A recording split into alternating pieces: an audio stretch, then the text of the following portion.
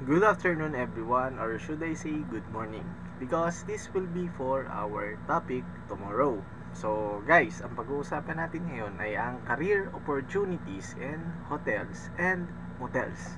Ito na yung future na nag-iintay natin once na makagraduate na tayo sa ating course o magiging course nyo pa lang. So let's talk about it. So pag-uusapan natin is types of positions. So, isa to dun sa laman or content ng ating topic for today. So, bibigyan ko kayo ng konting overview or idea about working in the hotels. So, it says dito sa slide that working in hotel industry can be fun and exciting. So, depending pa rin sa position mo or dun sa company na mapapasukan mo. And there are a lot of jobs to choose from. So guys, fun and exciting because ang dami mong makakasalamuha or makakahabilo na tao every day, every night, ganyan. Kung night shift or morning shift ka, marami kang ma-encounter na iba't ibang klaseng tao. And then, ganoon na din, marami kang makikilalang bagong katrabaho, ganyan. Malilimutan nyo na yung time na nag-aaral kayo, yung mga nakarate nyo. I mean, yung buhay nyo before, mababago talaga. So, pupunta na kayo sa labor force, magtatrabaho na kayo, and then, you will start to earn a lot of money. So, ang dami ring position na pwede nyong applyan o department na pwede mong pasukan. So, depende na sa inyo yun kung saan nyo nahahanap yung talento nyo habang nag-aaral pa lang kayo. So, it is for you to find out.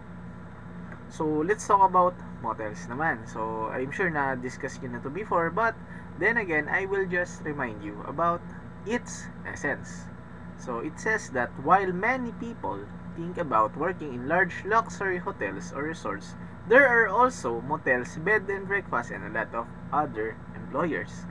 So, once again guys, etong mga motor hotel na to is tinatayo malapit sa tabing ano yun tabing kalsada. When you are traveling for a long drive, it is a great place to stay. So, hindi naman pwedeng matulog ka habang nagdarive kasi ma-aksidente ka nun. So, that is, motels are great place para doon. And if you are going on a vacation or a long trip, so madadaanan mo yan mga yan. And at the same time, they are offering a lot of services like dine-in, iba-iba, mini casino, meron din naman ganon guys. So ang dami yung may encounter pag if ever na mapapapunta kayo dito sa industry na to. And then once more, if makagraduate ka na, makaipon ka na, mag-open ka ng sarili mong motel. So there are a lot of things to do. Syempre once na makagraduate ka, makaipon ka, ang dami mo nang pwedeng gawing business. So let us talk about the two main types of hotel jobs. So, ano ba yung mga pwede mong applyan? First of all, guys, is the guest services. So, isa yan sa mga pwede mong pasukan. Next is administrative and support. So, di-discuss natin yung dalawang part na yan. Guest services, including F&B and kitchen, while administrative and support is marketing, sales, ganyan, management. So, magkaiba pa rin yan, guys.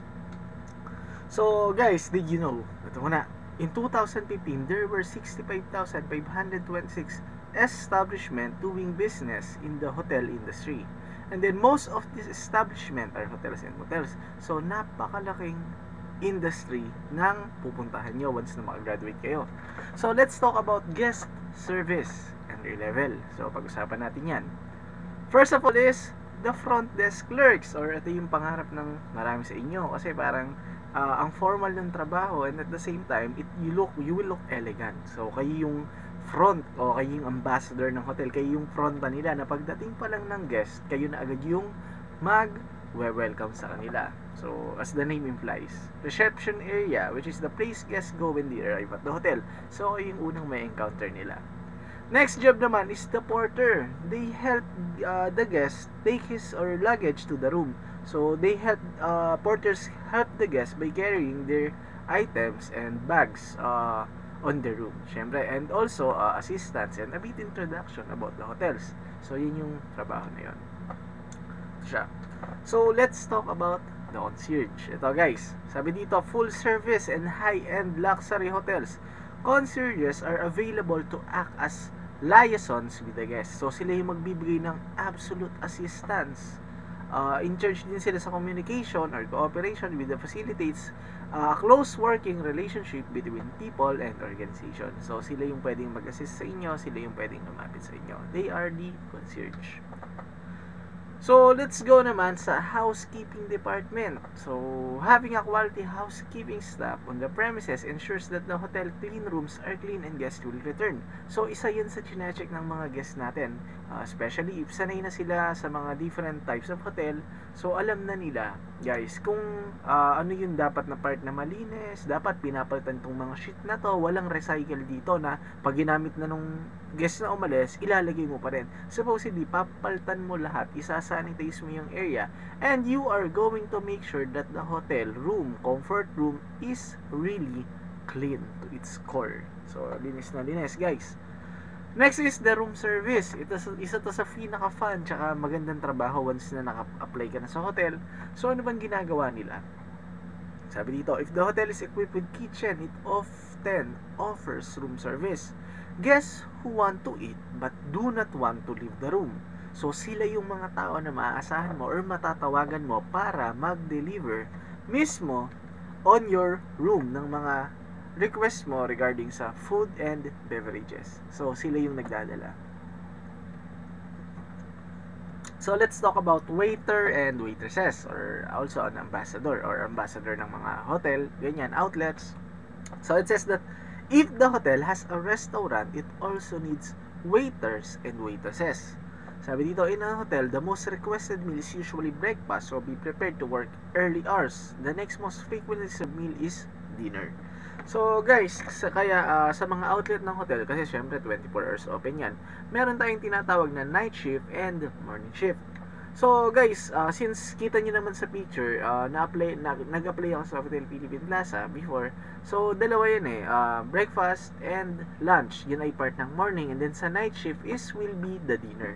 So, ganun yung mangyayari. So, that's why, kailangan mong maging familiar sa area ng hotel, facilities, types of food, yung mga kung saan nakalagay yung pagkain, and also, magaling kang makipag-usap sa guests, you have a pleasing personality, you are friendly, you are helpful, you are also cheerful, even though pagod ka na sa trabaho. So, there are a lot of things na matututunan mo once na employed ka na inside an establishment. Next is kitchen staff. So, as you see in the picture, ang nilagay kong example dyan is yung mga student ko sa HRM na malapit ng graduate. So, inire-ready namin sila para maging knowledgeable pagdating sa field of work, especially sa kitchen area, sa facility, sa mga kitchen tools, ingredients.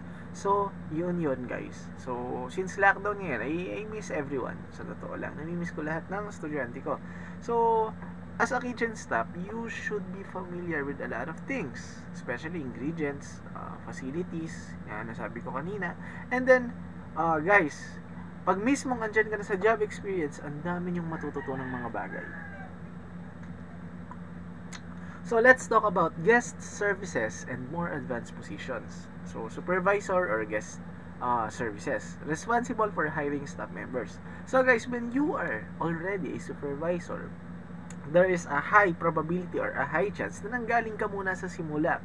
Sabi nga ng ating mga Pilipino, wala namang nagsimula ng magaling sa una. So, lahat yan dumadaan sa posisyon mo para makamit nila yung posisyon ng supervisor going to the manager. Ganyan, guys. So, alam nila yon, alam nila yung mga ginagawa mo. So, they are responsible for hiring staff members and also turuan sila or i-train sila ng mga standard, ganyan.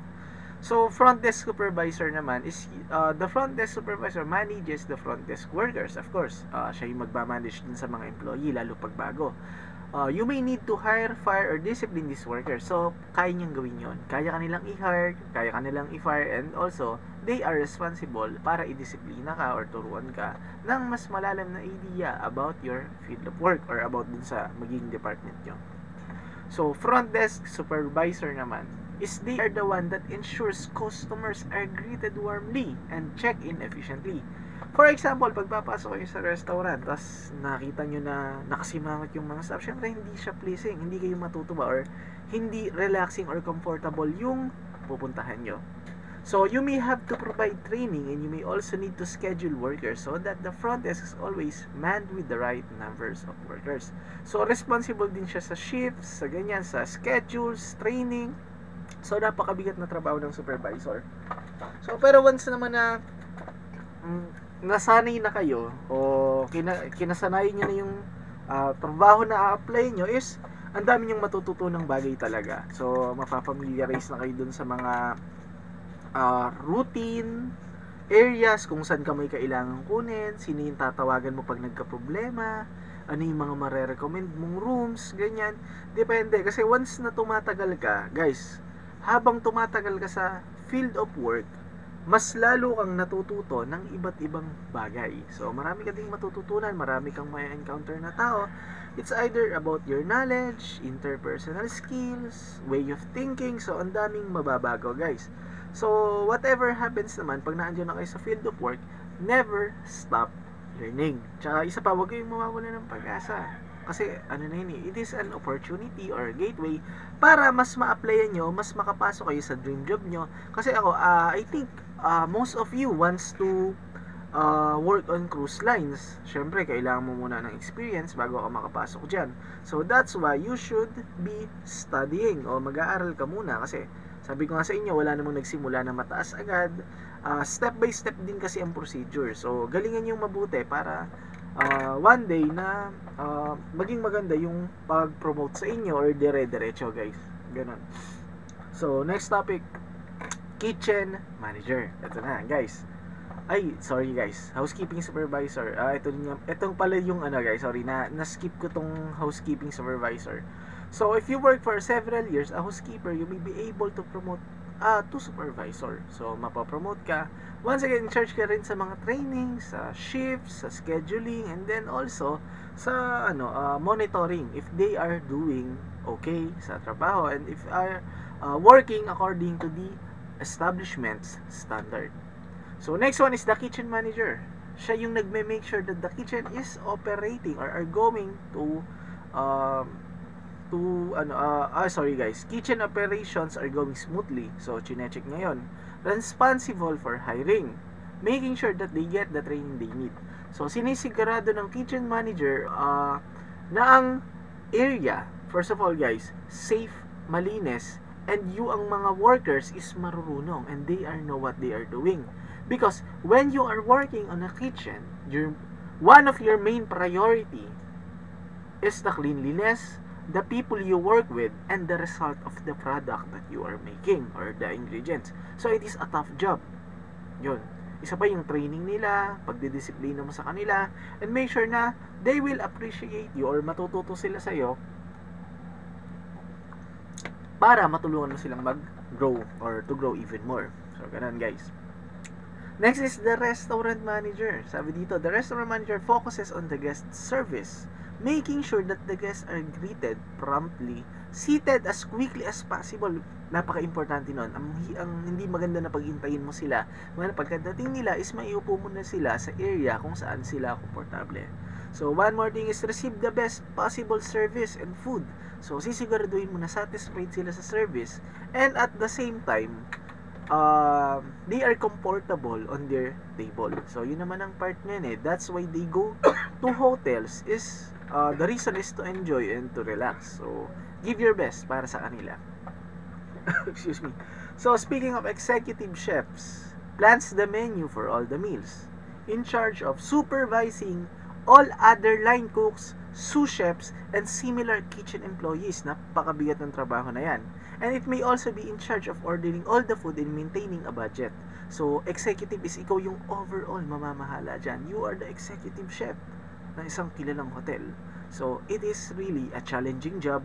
But, once again guys, if mag-aaral kayong mabuti, yung willingness niyo para matuto is makakamit niyo yung position na yan. If ever na executive chef ang gusto nyong kalagyan balang araw. So, punta naman tayo sa administrative. Ito na yung more on office works, communications, promotion, sales, management, marketing, iba-iba guys. So, marketing and advertising, isa na yun dun sa part nung administrative. So, in charge of promoting the hotel to the community through various advertising channels, kaya ng mga social media, websites, ganyan. And they make sure na yung image ng hotel sa social media is maganda. So, accounting naman in charge of making sure that the hotel is properly recording all of its income and expenses, bills, taxes, and employees. So, sila yung namamahala doon, the accounting department. Also, sa sweldo rin eh. Yun bang kaano kinikita, yun nga, income and expenses. So, si accounting ang naghahawak doon, guys. Next is the purchasing department. Purchasing employees look at the usage of items for running the hotel and make sure there are plenty of items in stock. That's why sila din yung in charge sa inventory, sa stocks din also. In charge yun sa sa pagche-check ng mga gamit, kung ano yung malapit nang maubos, ano pa ba yung kailangan nating dagdagan, ano na yung kailangan nating paltan, ano na yung expired, ano na yung malapit ma-expired. So, sinisigurado na napakahigpit na dapat matutukan yang mga part na yan. That's why kailangan ang mga hotel is nag-hire ng highly skilled employees na pag nakapasok sa isang hotel is mararamdaman mo yung feeling na I made it, nakapasok ako. So, next one guys is event planner. Ito guys, malapit na to sa banquet. Conference rooms, ballrooms, dining halls, and other spaces that they rent out of the business and individual for events. Weddings, seminars, and similar occasions. So, yan yung mga pwedeng isa to sa pwedeng maging trabaho nyo is planning ng event. So, makikipag-coordinate ka sa banquet department if ikaw ang event planner ng hotel, and if ever na may event planner sila, so you are the one who will coordinate dun sa guest. Yan. And also, magbibigay ka din ng layout dun sa event, sa banquet supervisor or manager para ma-set up na ang event na paggaganapan. Ganun guys. So, event planner naman is work with representative of the company. Make sure that everything is in place for the event. If yung, halimbawa, gagamitin yung pinakamalaking room sa hotel, and then, as Christmas party ng company. So, the thing is, andun ka, and sisiguraduhin mo na mamimit mo o maibigay ng hotel yung hinihingi nung representative ng company para sa event na yon. So, some hotels charges extra for the use of the event planner. And if wala namang event planner na nakuha yung company, ikaw na rin yung tatay yung event planner para dun sa company. So, kakausapin mo lang, alamin mo kung ilan ba yung employee, ganyan, may allergic reaction. So, alamin natin, siguraduhin natin na walang mangyayaring hindi maganda dun sa food. And make sure na lahat is comfortable, gano'n. So, assistant hotel manager guys, isa na to sa mabibigat na position, yung malalaki na. Sabi dito, performs administrative work for the manager, overseeing a lot of the operations. So, isa to sa mga challenging na trabaho. So, compiling and preparing lot of reports and budgets to the hotel uses. So, ikaw yung kukuha ng mga records, tas i-report mo yon sa hotel manager. Ganon. So, the hotel manager naman tayo, they are called the backstop. Or he or she is ultimately in charge of all the aspect running the hotel. So, siya yung tinatawag na backstop. So, alamin natin, ano ba yung backstop? So, sabi dito, it is a phrase that was popularized by the US President Harry S. Truman, who kept a sign with the phrase on his desk on the Oval Office. The phrase refers to the notion that the President has to make decisions and accept the ultimate responsibility for those decisions. So, pag sinabi mong backstop, makes all the decision and accept the ultimate responsibility for those decisions. So, yung manager o hotel manager, siya yung nagbibigay o nag-execute ng decisions. Sa ikagaganda o ikasasama ng hotel, siya yung responsible doon. So, mabigat na trabaho yan. So, yan ang hotel manager. Explain where the cost is drop off, have plan, place to recover the income. He or she will always have the other supervisor and manager reporting to him. So, kay hotel manager magre-report si supervisor, assistant manager, yan, kung sino man yon. By level kasi yan, reporting, napaka-importante yan. So, summary naman guys is you can launch a career in the hotel industry with a very little education experience, although some starting position may require a degree. So, some of the starting position may require a degree. So, hihingan ka ng college degree. Ganun yun guys. Most jobs in the hotel industry are service jobs. You will be meeting the needs of guests and should enjoy working with all kinds of people. Ito na yung sinasabi ko na ang dami yung makakatrabaho na iba, at the same time, ang dami yung mamimit na guests from different country. So, be ready guys. You can choose between a career in hotel guest service and hotel administrative positions. So, it's up to you kung saan ka komportable and kung saan ka sanay o saan mo in-enhance yung skill mo while you are studying. So, that's all guys. Thank you for listening and God bless. So, kita nyo naman yung reference nasa baba ng presentation natin. And then guys, if meron kayong mga questions, pwede kayong mag-post sa school portal, sa Google Classroom, sa Facebook chat group, or you can message me directly if it's really urgent. So, thank you for listening and goodbye.